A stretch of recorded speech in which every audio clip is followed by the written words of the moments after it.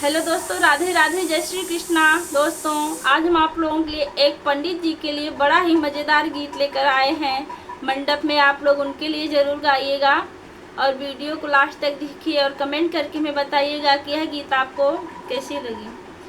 पंडित जी हमार हो मंडप हवा में मंत्र बोले, पंडित जी हमार हो मंडप हवा में मंत्र पढ़े।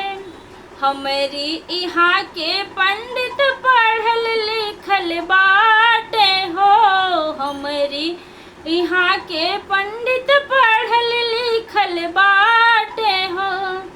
दूल्हे की यहाँ के पंडित, दूल्हे की यहाँ के पंडित लागन गंवार हो मंडप हवा में मंत्र बोले। पंडित जी हमार हो मंडप हवा में मंत्र बोले।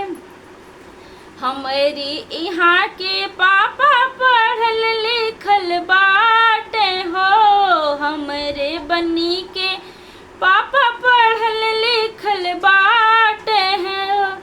दूल्हे के पापा देखा, दूल्हे के पापा देखा लागन गंवार हो मंडप हवा में मंत्र बोले।